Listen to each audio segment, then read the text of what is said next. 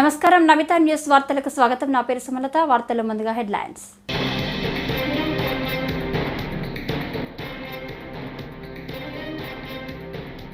తక్కువ ఖర్చుతో భారత్ అంతరిక్ష పరిశోధనలు చేస్తుందని డిప్యూటీ సీఎం పవన్ కళ్యాణ్ ఇస్రో సేవలను కొనియాడారు.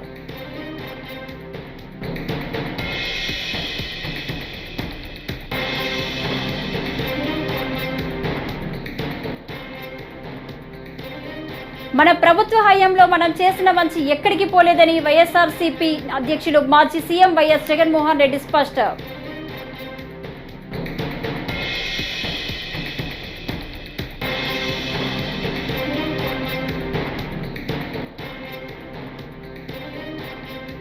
సెబీ ఆదాని అంశంపై దేశవ్యాప్తంగా ఆందోళన చేయాలని సిపిఐ జాతీయ కార్యదర్శి కె నారాయణ.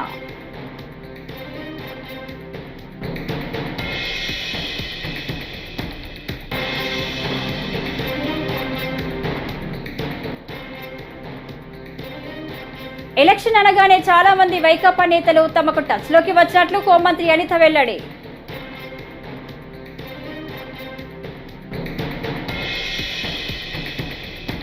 ఇక డీటెయిల్స్ చూస్తే, హాలీవుడ్ సినిమాలకు అయ్యే వ్యయం కంటే తక్కువ ఖర్చుతో భారత్ అంతరిక్ష పరిశోధనలు చేస్తుందని డిప్యూటీ సీఎం పవన్ కళ్యాణ్ ఇస్రో సేవలను కొనియాడారు.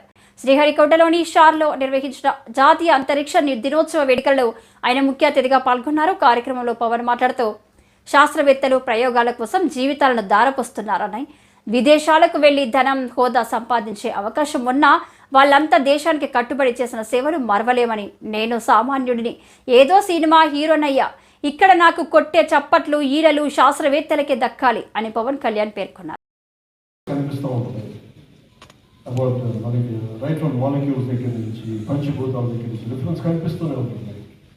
అలాంటి అనుకున్న ఆలోచన ఈ రోజున మనకి ఎట్లా అయిపోయిందంటే, నేను చిన్నప్పుడు ఇక్కడ ఉండేవాడిని నెల్లూరులోనే. ఇప్పుడు నేను వినేవాడిని, నాకు ఇప్పుడు వచ్చే అవకాశం లేదు. ఒక 40,000 ఎకరాల నేల ఇట్స్ నాయలు. నేను రాగానే అనిపించింది, నాకు ఏ విజువల్ అయితే ఉండిపోయిందో నాకు అదే విజువల్ చూస్తున్నాను. ఈ రోజున హెలికాప్టర్ దిగుతూ ఉంటే ఎంత అందంగా అనిపించిందంటే, నేను చిన్నప్పుడు ఊహించుకుని ఇలా ఉండడం చూస్తూ ఉంటే, ఈ ఐలాండ్లో దిగి నాకున్న ఒకటే ఏమనిపించిందంటే, ఇంత చక్కటి అడుగు ఉంది ఏంటి అనిపించింది. అసలు ఇక్కడ ఎక్కడ ర్యాకెట్లు ప్రయోగిస్తారు. మనకి 40,000 ఎకరాలు ఉన్న ఈ ఐలాండ్లో దాదాపు 3 అంటే ఒక 300% అటవీ శాతాన్ని పెంచాలి. నాకు నిజంగా ఆనందం కలిగింది. లోపలికి ఎంటర్ అవుతుంటే కూడా నాకు అనిపించింది, ఇంత చిక్కగా ఉన్నాయి చెట్లు, ఇన్ని రకాల చెట్లు. The biodiversity, we have to take a lot of lessons from షార్. చాలా మంది sir, I don't know whether how far you know that lot of people take inspiration from ISRO about your achievements, about your tenacity, about your resilience. Amidst many failures, you always came back. You emerged out.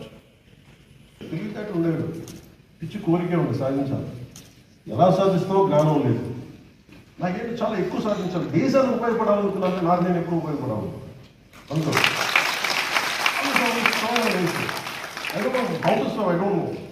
మనిషిని రోదశీలోకి పంపించాలి, లేదంటే చంద్రమండలంలో దిగాలి. చిన్నగా ఏం చదువు. నాకు కూడా కోరిక ఏముంటుందండి, నాకు డబ్బులు సంపాదించాలని, పేరు సంపాదించాలని.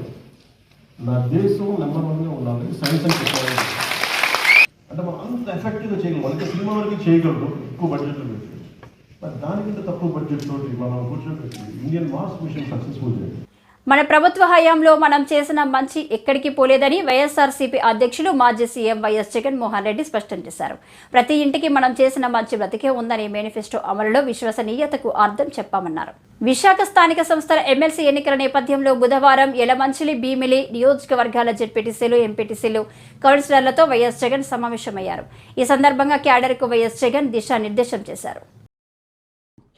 మెడలు వంచక తప్పలేదు. ధర్మం, న్యాయం ఈరోజు గెలిచింది. మామూలుగా అయితే పోటీ పెట్టకూడదు. మనకు 600 చిల్లర ఓట్లు ఉన్నప్పుడు, వాళ్ళకు 200 చిల్లర ఓట్లు ఉన్నప్పుడు అసలు పోటీ పెట్టాలని ఆలోచన చేయడమే దుర్మార్గం. ఆలోచన చేయడమే ధర్మం కాదు, ఆలోచన చేయడమే ఒక అన్యాయం. ఎందుకనంటే నీకు సంఖ్యాబలం లేనప్పుడు నువ్వు ఎందుకు పోటీ పెడతా ఉండవు? అంటే మేము కొనేదానికోసమే కదా, ప్రలోభాలు పెట్టేదానికోసమే కదా, మన తప్పు కదా. అలా చేయడమే ధర్మం కాదు. కానీ అలాంటి మనిషి అలా చేయడం తన నైజం. ఆ మనిషి తను అదే మాదిరిగానే చేసినా కూడా వైఎస్ఆర్ కాంగ్రెస్ పార్టీ కార్యకర్తలందరూ కూడా, నాయకులందరూ కూడా ఒక తాటి మీద గట్టిగా విలువలకు, విశ్వసనీయతకు గట్టిగా నిలబడ్డారు కాబట్టి ఆయన తల వంచక తప్పలేదు. మేనిఫెస్టోలో ఏదైతే మనం చెప్పామో ఎక్కడా కూడా మాట తప్పల. మేనిఫెస్టోను మొట్టమొదటిసారిగా చెత్తబుట్టలో వేసే పరిపాలన నుంచి మొట్టమొదటిసారిగా విశ్వసనీయత అన్న పదానికి అర్థం చెబుతూ మేనిఫెస్టోను ఒక బైబిల్గా, ఒక ఖురాన్గా, ఒక భగవద్గీతగా భావిస్తూ ఒక కొత్త నిర్వచనం చూపిస్తూ ఎన్నికల్లో విశ్వసనీయత అన్న పదానికి అర్థం చెబుతూ మనకు ఎన్ని సమస్యలున్నా కూడా చంద్రబాబు నాయుడు ఈ పొద్దు ఏ సమస్యలు లేకపోయినా కానీ సమస్యలు ఉన్నట్టుగా దాన్ని చిత్రీకరిస్తూ ఉన్నాడు.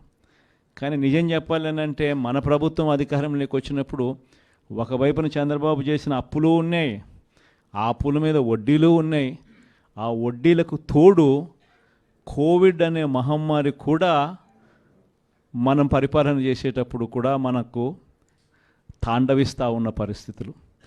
కానీ అటువంటి భయానక పరిస్థితుల్లో ఉన్నా కూడా ఒకవైపున రాష్ట్రానికి రావాల్సిన ఆదాయాలు తగ్గినప్పటికీ, రాష్ట్రంలో పెట్టే ఖర్చు అనూహ్యంగా పెరిగినప్పటికీ ఎటువంటి సాకులు చూపలేదు, ఎటువంటి కారణాలు చెప్పలేదు.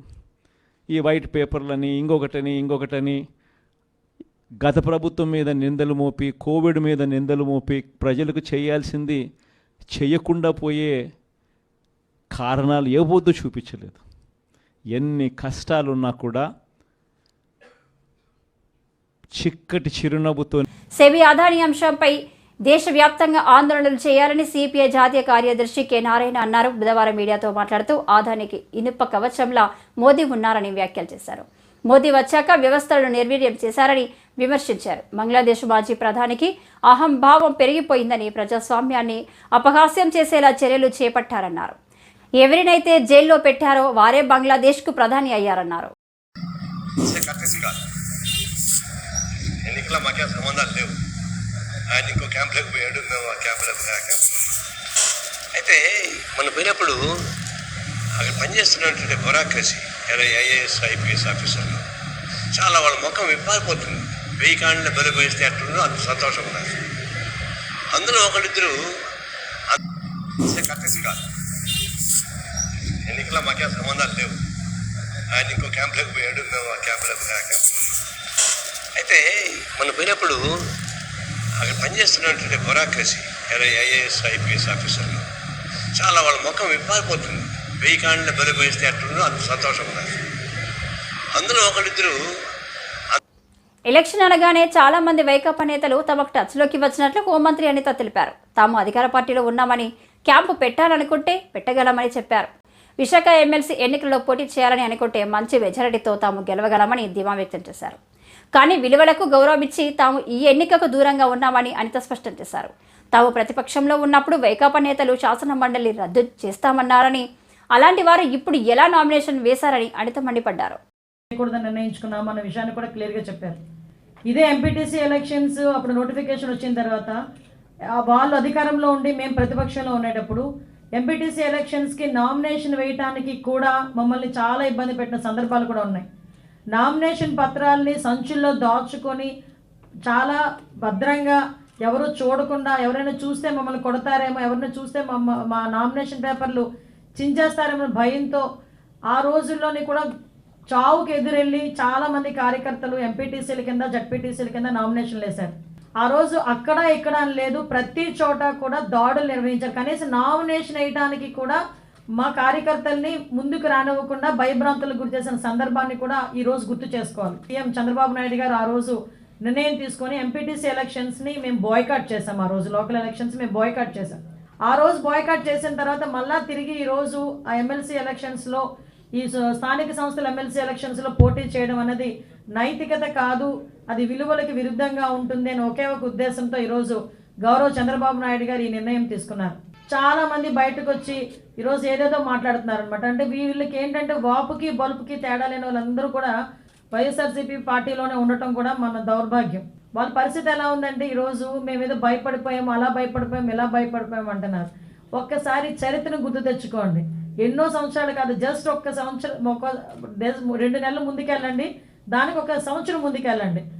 మీరందరూ కూడా మాకు ప్రతిపక్ష హోదా కూడా తీయించేస్తాము, అటు నుంచి 3 వస్తే ఇటు నుంచి 3 వస్తే అని చెప్పేసి ప్రగల్భాలు పలికినప్పుడు 21 సీట్లలోని కూడా అందరూ కూడా గెలిచిన 23 సీట్లలో కూడా 4 మీరు లాక్కున్న తర్వాత కూడా మేము ఆ రోజు అధికారంలో ఉన్నప్పుడు కులం కూడు పెట్టదన్న మాజీ మంత్రి అధికారం పోయాక కులం ఇప్పుడు గుర్తొచ్చిందా అంటూ మైలవరం ఎమ్మెల్యే వసంత కృష్ణప్రసాద్ విమర్శించారు. బుధవారం మైలవరంలో ఆయన మాజీ మంత్రి కుమారుడు అరెస్టుపై మీడియాతో మాట్లాడారు. అమెరికాలో ఉద్యోగం చేసుకునే నీ కుమారుడిని ఇండియాకు ఎందుకు రప్పించామంటూ ప్రశ్నించారు. నీ దందాలకు సపోర్టుగా తెచ్చుకున్నావా అంటూ మాజీ మంత్రిపై విమర్శించారు. అనుకున్నాడు, అక్రమంగా కేసు పెట్టారు, కావాలంటే నన్ను ఎదుర్కోండి కానీ నా కుమారుల మీద అక్రమ కేసులు పెట్టొద్దు.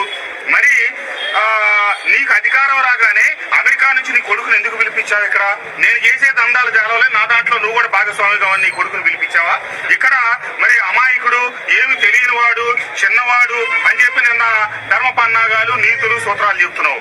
మరి మొన్న పెనమలూరులో దాడులకు వెళ్ళినప్పుడు, అట్లాగే పెనంలో దౌర్జన్యాలు చేసినప్పుడు నీ కొడుకు చిన్నవాడు కాదా? రేపల్లిలో అమర్నాథ్ గౌడ్ చెప్పినప్పుడు ఆ కులం కూడి పెట్టుద్దా, ఏం చేస్తుందని చెప్పాడు. ఎవడైనా గుణం లేని వాడు కులం గురించి మాట్లాడతాడు. నిన్న నువ్వు నీ కుటుంబం మీద అన్యాయం జరిగింది అనుకుంటే కోర్టులకు వెళ్ళు, ప్రజల ముందు విషయాలు విశదీకరించు. ఇవన్నీ వదిలేసి నేను గౌడ కులం నుంచి 2019 ఎన్నికలకు ముందు నువ్వు ఏ వాహనంలో తిరిగావో మైలవరం నియోజకవర్గ ప్రజలందరూ చూశారు. ఒక డొక్కు టాటా సఫారీ.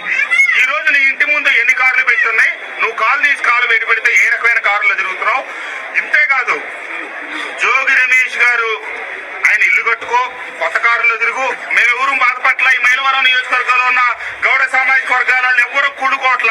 ఎందుకంటే అతని నైజం ఈ మైలవరం నియోజకవర్గంలో ఉన్నటువంటి ఎందుకంటే దగ్గరగా చూశారు కదా, ప్రతి గౌడ సోదరుడికి తెలుసు. మొన్న కాదు కదా 2014లో ఇక్కడ పోటీ చేసినప్పుడు కూడా ఒక్క గౌడ కులస్తులు కూడా అతనికి ఓటేరా, ఎందుకంటే అతని నైజం ఇక్కడ తెలుసు కాబట్టి. తిరుమల శ్రీవారిని సినీ నటుడు వరుణ్ తేజ్, లావణ్య త్రిపాఠి దంపతులు దర్శించుకున్నారు. బుధవారం వీఐపీ ప్రారంభ విరామ దర్శన సమయంలో వారు స్వామివారి సేవలో పాల్గొన్నారు. టీటీడీ అధికారులు వారికి స్వాగతం పలికి దర్శన ఏర్పాట్లు చేశారు. దర్శన అనంతరం రంగనాయకుల మండపంలో పండితులు ఆశీర్వచనం చేసి స్వామివారి తీర్థ ప్రసాదాలను అందజేశారు.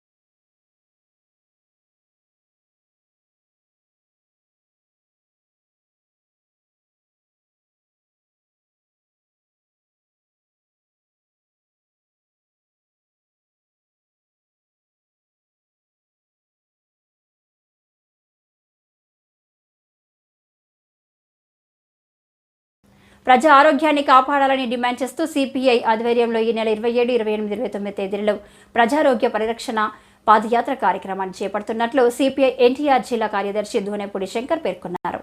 విజయవాడ దాసరి భవన్లో బుధవారం మీడియాతో మాట్లాడుతూ రాజకీయాలకు అతీతంగా అన్నకి రాజకీయ పార్టీలు ఈ కార్యక్రమానికి సంఘీభావం తెలపాలని పిలుపునిచ్చారు. 9వ తేదీ విజయవాడ కలెక్టర్ కార్యాలయం వద్ద ముగింపు సభ ఉంటుందని వెల్లడించారు. మన ఉత్థానముల మారకముందే ముఖ్యుడు మంచినీళ్ళ కోసం కృష్ణా జలాలు సరఫరా చేయాలని చెప్పి ముఖ్యంగా ఎన్టీఆర్ జిల్లా తిరువూరు నియోజకవర్గ ప్రజలకు ఆనాటి ప్రభుత్వం నియోజకవర్గం మొత్తానికి కూడా మంచినీళ్ళు సరఫరా చేస్తామని చెప్పారు. కానీ ఆచరణలో నీటి మూటలు అయిపోయినటువంటి పరిస్థితి తెలిసింది. నీటి కాలుష్యం వలన, సిలికాన్ ఫ్లోరైడ్ వాటర్ వలన నియోజకవర్గంలో ఉన్నటువంటి అత్యధిక గ్రామాలు 100 గ్రామాలు సైతం ఇవాళ సిలికాన్ ఫ్లోరైడ్ బారిన పడి కిడ్నీ వ్యాధిగ్రస్తులై వందలాది మంది చనిపోతుంటే పాలక వర్గాలకి చెమకుట్టినట్లయినా లేదు. కృష్ణా జలాలు సరఫరా చేస్తామని చెప్తున్నారు. పక్కనే కృష్ణానది పెట్టుకొని ఎన్టీఆర్ జిల్లాలో కృష్ణానది నీరు సరఫరా కావటం లేదంటే చాలా ఆశ్చర్యకరం, బాధాకరమైనటువంటి విషయం. వందలాది మంది చనిపోతున్నా కార్పొరేట్ ఆసుపత్రులు దోచుకు తింటున్నారు. డయాలసిస్ సెంటర్లో అధునాతనమైనటువంటి క్వాలిఫైడ్ పర్సన్స్ లేనటువంటి పరిస్థితి. అంబులెన్సులు దసరా నాటికి కానూరు సిద్ధార్థ ఇంజనీరింగ్ ఓవర్ను ప్రజలకు అందుబాటులోకి తీసుకువస్తామని ఎమ్మెల్యే బోడె ప్రసాద్ స్పష్టం చేశారు. మంగళవారం డైన్ నిర్మాణానికి ఎమ్మెల్యే శంకుస్థాపన చేశారు. 2014-2019 టీడీపీ హయాంలో పంట కాలువ రోడ్డు పూర్తి చేయడం జరిగిందని, వైసీపీ అధికారంలోకి వచ్చాక కనీసం డ్రైనేజ్ నిర్మాణం కూడా చేయలేకపోయిందని విమర్శించారు. ఏదైతే పంట కాలువ రోడ్లో సిద్ధార్థ ఇంజనీరింగ్ కాలేజీలో ఉన్న ఫ్లైఓవర్ సుమారుగా 5 సంవత్సరాల నుంచి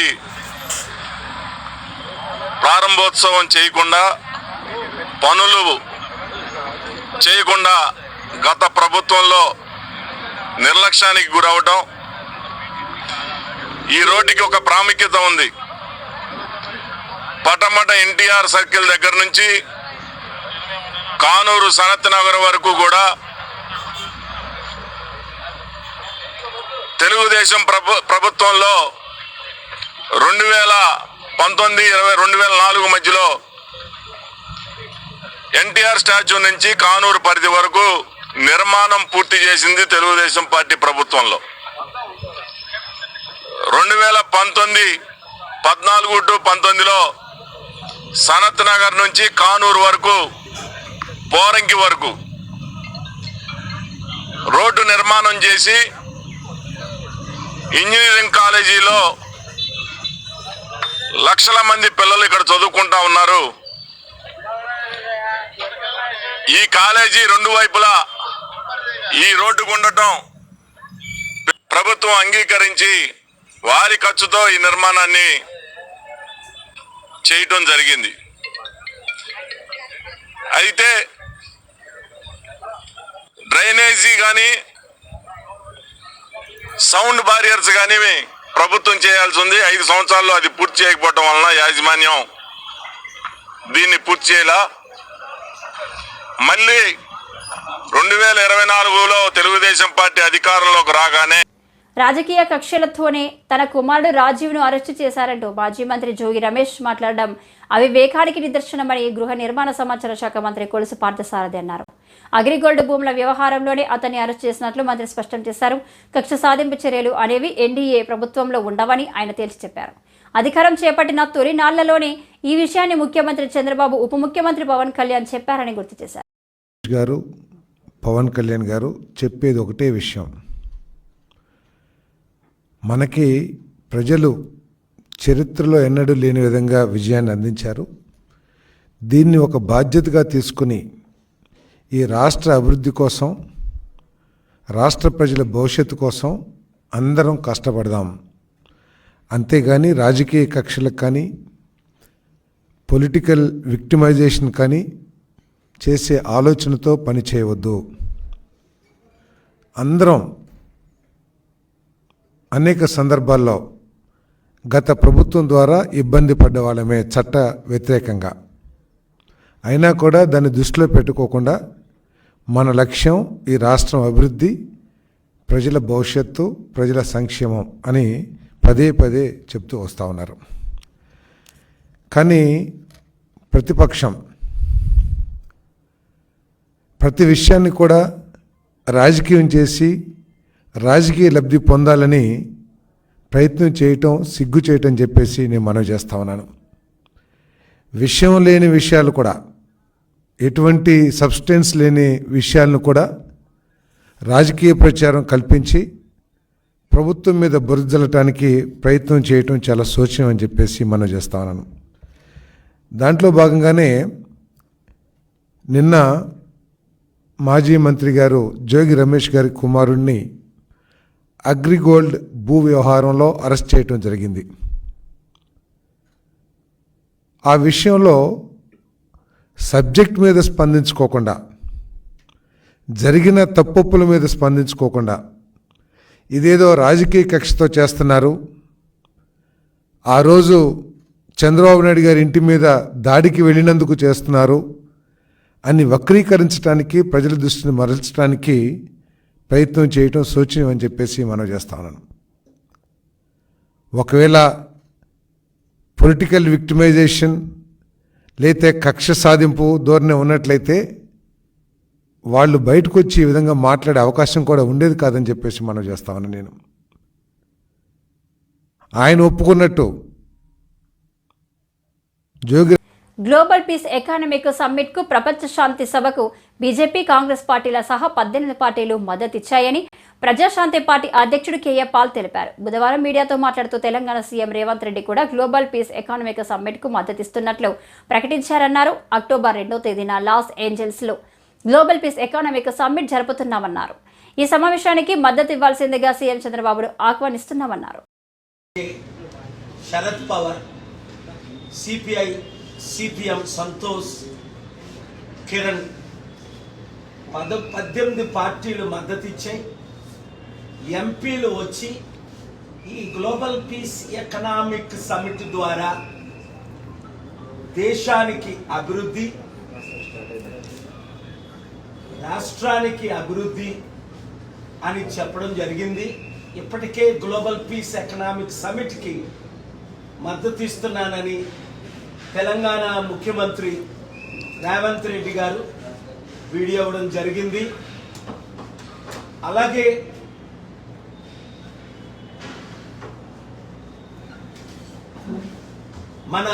నా మిత్రులు ఆంధ్రప్రదేశ్ ముఖ్యమంత్రులు చంద్రబాబు నాయుడు గారిని కూడా ఇన్వైట్ చేయడం జరిగింది. ఆ లెటర్ మీకు మీడియా గ్రూప్లో పెట్టడం జరుగుతుంది. అక్టోబర్ 2న లాస్ ఏంజలస్, కాలిఫోర్నియాలో గ్లోబల్ పీస్ ఎకనామిక్ సమిట్కి ఇక్కడ నుండి ఎంపీలు వస్తున్నారు. అలాగే ప్రపంచంలో ఉన్న 197 దేశాల్లో అనేక దేశాల ప్రెసిడెంట్స్, ప్రైమ్ మినిస్టర్స్ ఈ ఎకనామిక్ సమిట్కి ఆల్రెడీ మద్దతు ఇస్తున్నారు. వారు కూడా ఆయా దేశాల్లో ఇండియా షుడ్ లీడ్ అన్న సమిట్కు అక్టోబర్ 2ని వివిధ టైముల్లో మద్దతు ఇస్తున్నారు. కనుక మీడియా ఓనర్స్ని, మిత్రుల్ని నేను రిక్వెస్ట్ చేసేది ఏమిటంటే, రాజకీయాలు పక్కన పెట్టి ఆంధ్రప్రదేశ్ రాష్ట్రం దాదాపు 13 లక్షల కోట్ల అప్పు, తెలంగాణ రాష్ట్రం 7.5 లక్షల కోట్ల అప్పు, ఖజానా ఖాళీ అయిపోయింది, నేను ఇచ్చిన వాగ్దానాలు నెరవేర్చలేకపోతున్నానని ఎంతో బాధతో చంద్రబాబు నాయుడు గారు చెప్పడం మనందరం విన్నాం. అసెంబ్లీలో చెప్పారు, ప్రెస్ మీట్లో చెప్పారు, బయట చెప్పారు. కానీ ఆ ఖజానాని నింపడం ఎలాగా, ఇచ్చిన హామీలు నెరవేర్చడం ఎలాగా అన్న ప్లాన్తో ఈ లెటర్ నేను చంద్రబాబు నాయుడు గారికి పంపడం జరిగింది.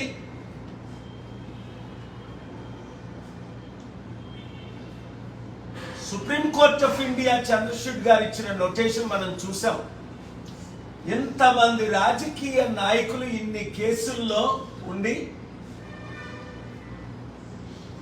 5-10 సంవత్సరాలు డిలే చేసి అభివృద్ధి చేయలేకపోతున్నారు అని నేను పర్సనల్గా ఆపదలో ఉన్న వారికి అండగా నిలుస్తున్న ప్రజా దర్బార్కు వచ్చే విన్నపాలను సంబంధిత శాఖలకు పంపి సత్వర పరిష్కారానికి కృషి చేయాలని విద్యా, ఐటీ, ఎలక్ట్రానిక్స్ శాఖల మంత్రి నారా లోకేష్ సిబ్బందిని ఆదేశించారు.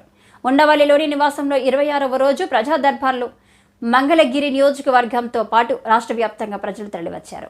తమ కష్టాలను విన్నవించారు. భూ ఆక్రమణ సమస్యలపై బాధితుల నుంచి ఫిర్యాదులు ఎక్కువగా వస్తుండటంతో సంబంధిత శాఖతో సమన్వయం చేసుకుంటూ పరిష్కరించాలని సిబ్బందికి సూచించారు.